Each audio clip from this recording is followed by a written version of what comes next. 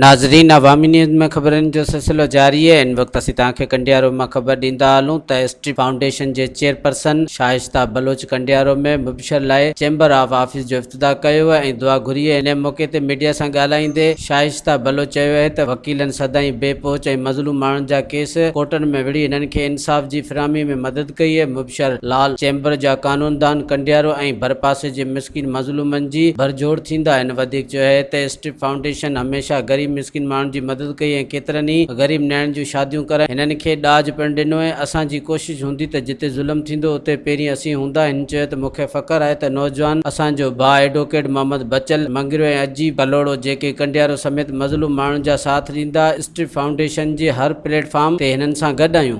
मज़ीद खबरों और तफसीलात के लिए विजिट करें हमारी वेबसाइट www.awamiNewsHD.com।